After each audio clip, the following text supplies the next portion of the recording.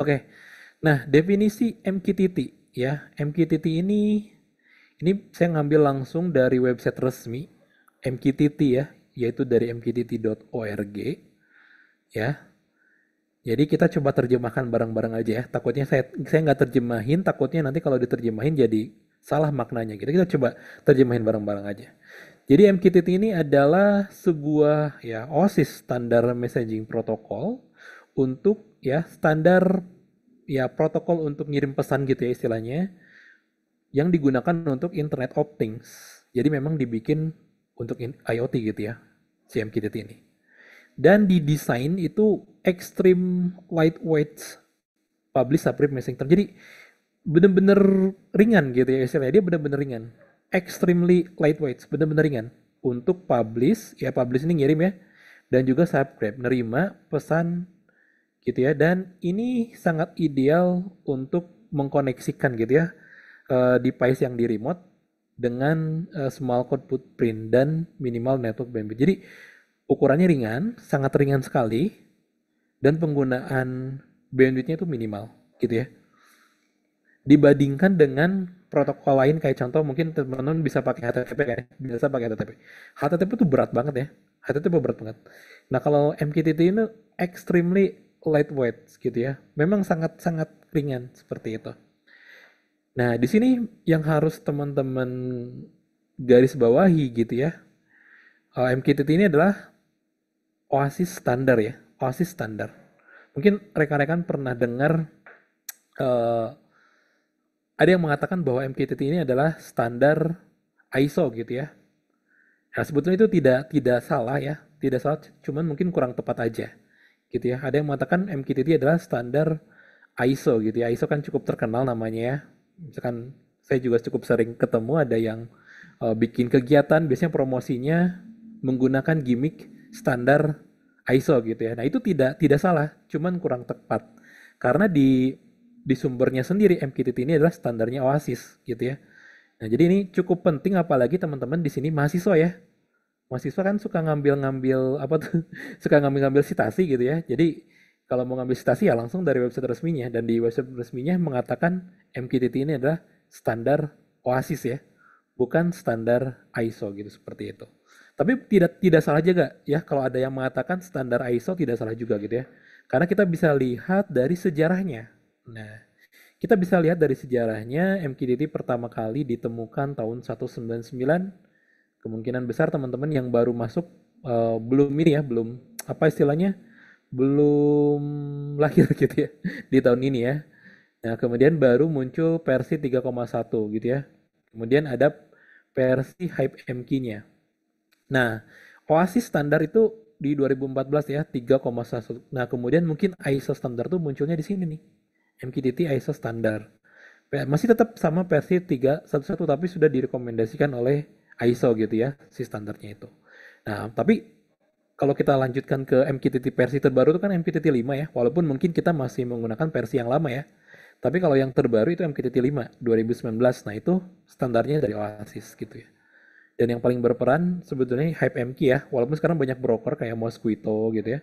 Ada apalagi ya MQX gitu ya dan lain sebagainya.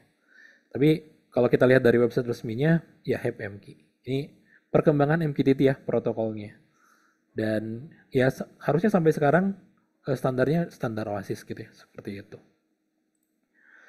Nah, kita bisa lihat dari Google Trend ya, dari Google Trend dari 2012 sampai ke kira-kira 2019 ya. Ini perkembangan MQTT dibandingkan protokol lain ya. Nah, ini ada protokol CoAP, ada XMPP, ada AMQP ya. Nah, kita lihat dari Google Trend gitu ya. Semakin ke sini semakin banyak yang nyari gitu ya protokolnya. Jadi semakin banyak yang mempelajari kan berarti ya protokol MQTT ini. Seperti itu. Jadi eh istilahnya apa ya? Ya makin populer gitu ya protokolnya ya. Makin populer. Ya seiring berkembangnya zaman, seiring berkembangnya IoT gitu ya, ya makin kesini akan semakin naik. Ini masih data sampai 2002 ya, 2022 nih, belum sampai 2024. Rekan kan bisa cari cek sendiri sebetulnya pakai Google Trend ya. Ini kan ngambil dari Google Trend kayak gitu. Oke, untuk aplikasi MQTT. Nah, kita kan kadang suka Penasaran ya? MQTT ini kan tadi kan dikatakan bahwa protokol yang sangat ringan dan cocok untuk Internet of Things gitu ya. Bahkan ada yang mengatakan standar ISO gitu ya dan lain sebagainya. Nah, tapi kita lihat MQTT ini dipakai buat apa gitu ya hari ini gitu ya. Nah, untuk saat ini MQTT itu udah dipakai untuk industries ya. Jadi termasuk salah satunya industri otomotif gitu ya, manufacturing, telekomunikasi, oil dan gas, dan masih banyak lagi. Jadi cukup banyak industrial yang menggunakan protokol ini gitu ya. Bahkan sebetulnya beberapa PLC, ya PLC itu kan standar hardware untuk industrial ya, khususnya untuk di manufacturing ya, yang memang noise noise di sana itu kental banget gitu ya, gede banget gitu ya. Nah sekarang udah banyak PLC yang support MQTT gitu ya. Walaupun mungkin harganya ya lumayan lah ya seperti itu. Oke, kita lanjutkan. Nah, sekarang pertanyaannya adalah kenapa? Kenapa kita menggunakan MQTT gitu? Ada alasan lain nggak sih gitu ya? Nah, selain tadi mungkin alasannya karena lightweight ya, ringan. Ya, MQTT itu sangat-sangat kecil banget ya. Jadi minimal resource yang kita gunakan untuk digunakan di microcontroller itu cukup kecil. Header itu kayak di pengiriman pesan tuh ada header biasanya, itu kecil juga ya. Jadi kalau teman-teman ngirim pesan gitu ya pakai satu protokol ya, baik protokol apa itu bisa ada headernya di situ, nggak cuman ngirim pesannya aja gitu ya. MQTT itu kecil gitu ya, dan menggunakan bandwidth yang kecil juga. Dan dia bisa support untuk bidirectional ya communication. Jadi teman-teman bisa mengkomunikasikan dari device ke cloud gitu ya. Cloud itu server ya. Dari cloud ke device gitu ya. Bahkan bisa nge-broadcast begitu aja gitu ya. Karena MQTT itu komunikasinya nggak satu arah ya. Nggak satu arah. Dia tuh bisa kayak dari satu device ngirim ke banyak device bisa. Dari banyak device ngirim ke satu device bisa. Dari satu device ke satu device bisa gitu ya. Dari banyak ke banyak juga bisa gitu ya. Dan nggak perlu ke cloud juga sebetulnya, dari satu device ke device lain juga bisa.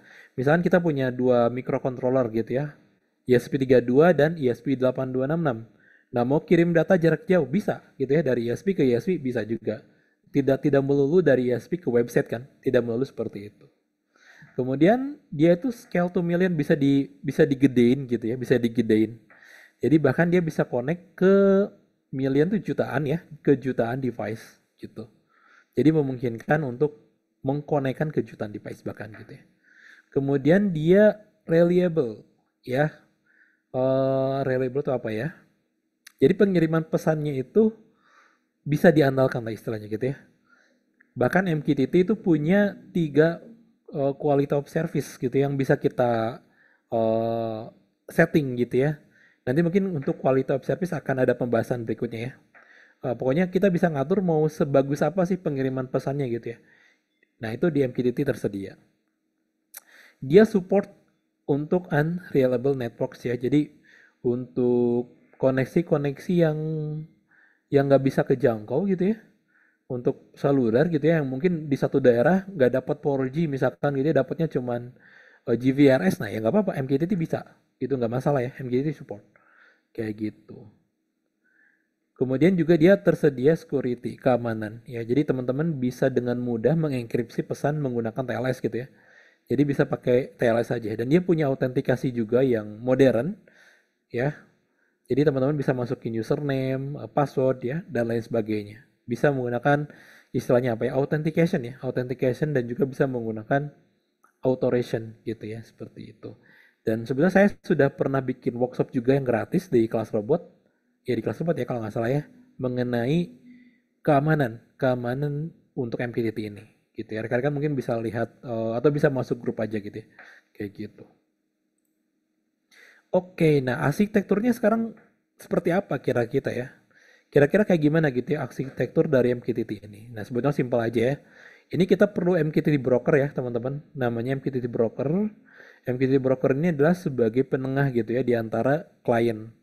Jadi klien ini nanti bisa sebuah aplikasi Android ataukah sebuah server gitu ya dan lain sebagainya. Nah, bisa juga klien ini adalah sensor kita ya, microcontroller kita gitu ya.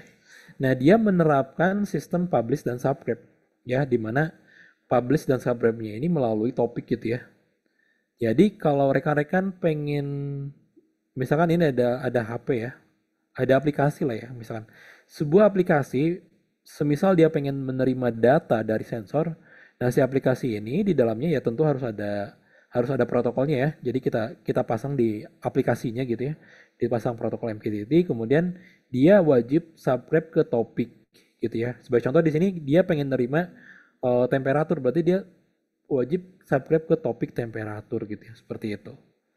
Nah, baru nanti kalau ada device yang publish ke topik temperatur, nah otomatis si broker akan mengirimkan ya, akan mengirimkan gitu ya ke siapapun yang melakukan subscribe gitu. Jadi bisa banyak nih yang subscribe ya, bisa bisa ratusan device sebetulnya, bisa banyak banget, terserah, bebas ya, bisa jutaan bahkan gitu ya device-nya, tergantung.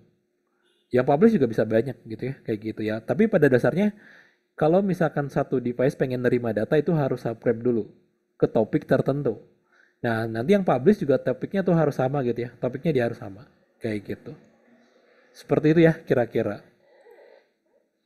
Nah, kita akan coba bahas QoS sekarang ya. Karena ini QoS itu penting, teman-teman bisa setting ya QoS ini. Oh, tapi ini cukup penting karena nanti tergantung dari proyek yang mau kita bikin gitu ya QoS ini. Nggak apa ya, istilahnya nggak mana sih yang harusnya kita pakai, tapi harus sesuai dengan kebutuhan aja gitu ya, seperti itu. Nah, kita akan mulai dari QoS 0 dulu. Jadi QoS 0 ini simple, yang paling simple. Jadi dia misalkan klien ya melakukan publish sampai ke MQTT broker, ya udah selesai gitu ya. MQTT klien publish sampai ke MQTT broker, udah selesai gitu. Jadi gitu aja sebetulnya. Ini sampai ke klien yang subscribe itu. Udah QoS itu kayak gitu. Untuk yang QoS 0. Kalau teman-teman ngeset ke QoS 0. Kalau teman-teman ngeset ke QoS 1, nah ini tuh ada jaminan terkirim ya. Dia punya jaminan terkirim setidaknya satu kali ya. Jadi dia si klien publish, kemudian nanti si broker tuh kan melakukan public ya. Akan melakukan yang namanya public gitu. Jadi untuk memastikan ya bahwa si klien ini datanya terkirim gitu ya, tersampaikan ke si klien yang satunya. Nah, tapi kekurangannya adalah akan ada kemungkinan data yang duplikat ya. Misalkan ngirimnya sekali tapi yang terkirimnya dua kali gitu. Ada kemungkinan seperti itu. Kalau menggunakan QoS 1. Kalau menggunakan QoS 0 ya ya nggak tahu, terserah mau kekirim atau enggak ya. Kan nggak ada pullback ya. Jadi si klien ini cuma ngirim aja gitu ya. Gitu. Nah, kalau kita menggunakan QoS 2 gitu ya. QoS 2 ini adalah eh, ini cukup banyak bolak-baliknya ya. Dia publish, kemudian ada pullback, kemudian ada publish release ya, publish release, kemudian ada melakukan publish complete. Jadi dia memastikan benar-benar ini sampai berapa kali itu, 4 kali ya, satu dua saat balik-balik balik lagi gitu ya, untuk memastikan bahwa si data ini terkirim dan juga terkirimnya harus sekali gitu ya. Kalau rekan menggunakan QoS 2 gitu. Jadi kalau yang ini yang penting kekirim gitu ya, dan nggak ada jaminan datanya kekirim ya karena nggak ada pullback gitu ya. Kalau yang QoS 1 ini pasti kekirim setidaknya sekali ya, dan ada kemungkinan double. Kalau pakai yang QoS 2 eh, ini pasti terkirim dan terkirimnya sekali aja gitu ya, seperti itu. Nah, mungkin teman-teman di sini ada yang ngambil kesimpulan ya, ya udah kalau gitu kita pakai QoS 2 aja dong. Yang paling bagus kan QoS 2. Enggak kayak gitu ya. Enggak seperti itu. Jadi balik lagi tergantung kebutuhannya. Karena kalau kita lihat dari cara kerjanya ya, dari sini kita bisa bisa simpulkan bahwa yang paling cepat itu yang ini, teman-teman. Yang paling cepat itu adalah QoS 0. Ini yang paling cepat, super cepat ini. Artinya untuk data real time ya yang paling bagus QoS 0 gitu ya. Nah, QoS 1 ini ya mending lah setengah-setengah lah ya ini ya. Nah, QoS 2 ini yang paling lambat. Ya karena ya lihat aja, balik lagi kan lambat banget ya ini. Prosesnya lambat banget. Pasti paling lambat ini QoS 2. Jadi nggak semerta-merta kita menggunakan QoS 2 gitu ya, karena dirasa QoS 2 yang paling nggak juga ya. Jadi tergantung projectnya. Sebagai contoh misalkan untuk QoS 0 ini teman-teman bisa digunakan untuk eh, sebentar ya, QoS 0 tuh teman-teman bisa gunakan untuk kayak misalkan project kita hari ini ya, kita kan mau ngirimin data ke sensor, kemudian kita nampilin nampilin ke dashboard secara real time kan. Nah itu QoS 0 aja, nggak ada masalah, datanya nggak kekirim sekali dua kali, nggak ada masalah gitu ya. QoS 0 nggak masalah, yang penting dia cepet kan, yang penting datanya cepet gitu ya. Nah, kemudian QoS 1 ini teman-teman bisa gunakan untuk mengirimkan notifikasi ya. Ya, mengirimkan notifikasi. Karena biasanya untuk ngirimin notifikasi itu harus terkirim. Ya, dan notifikasi juga tidak terus-terusan kan ngirimnya ya. Tidak terus-terusan kan ya. Notifikasi itu ya ketika ada trigger aja kan. Tapi harus terkirim kan karena ini penting gitu ya. Kalau terkirimnya 2 kali ya nggak apa-apa, nggak masalah ya. Yang penting harus terkirim. Jadi untuk yang QoS 0 ini saya rekomendasikan teman-teman gunakan ketika bikin real time project. Kayak misalkan mau nampilin sensor secara real time ke dashboard gitu ya. Nah itu cocok pakai ini gitu ya. Untuk QoS 1 itu cocok digunakan untuk teman-teman notifikasi gitu ya. Notifikasi ya, setidaknya notifikasi itu sekali gitu ya. Harus sekali, harus terkirim setidaknya sekali. Karena kalau nggak kekirim bahaya kan, misalkan notifikasi kebakaran ya, nggak kekirim kan bahaya kan. Tapi kalau kalau kalau kekirim 2 kali kan nggak masalah kan, seperti itu ya istilahnya. Nah untuk QoS 2 ini teman-teman bisa gunakan mungkin untuk proyek industrial ya, kayak di pabrik gitu ya. Kalau kita ngirim datanya tentu harus terkirim ya, biasanya industrial kan. Tapi kalau misalkan datanya kekirim 2 kali, itu akan jadi masalah misalkan gitu ya. Untuk kasus-kasus tertentu misalkan kekirim 2 kali ini akan jadi masalah. Berarti cocok untuk menggunakan QoS 2 gitu. Kayak gitu. Jadi tidak serta-merta teman-teman tiba-tiba menggunakan QoS 2. Enggak ya, karena ini lambat banget gitu ya. Untuk yang real time yang pengiriman per detik gitu ya, ya nggak cocok QoS 2. Ya pengiriman per sekian milisecond ini nggak cocok gitu ya. Ya, jadi silakan disesuaikan dengan kebutuhannya. QoS 0 bisa digunakan untuk nampilin real time data, misalkan sensor gas ditampilkan ke dashboard secara real time, ya QoS 0 aja nggak apa-apa. Biar cepat gitu ya. QoS 1 bisa digunakan untuk ngirim notifikasi kan, sekali-sekali aja ketika ada trigger ya. Terkirim 2 kali juga nggak masalah kan ya. Misalkan notifikasi gempa, notifikasi banjir, kekirim 2 kali nggak masalah, yang penting terkirim. Untuk MQS 2 ya ini untuk yang urgent banget sebetulnya. Misalkan di pabrik gitu ya. Yang mana data tidak boleh duplikat gitu ya. Atau datanya harus terkirim tapi tidak boleh terkirim 2 kali gitu ya. Nah bisa gunakan QoS 2 seperti itu kurang lebih ya. Nanti bisa disetting sendiri sebetulnya untuk QoS nih.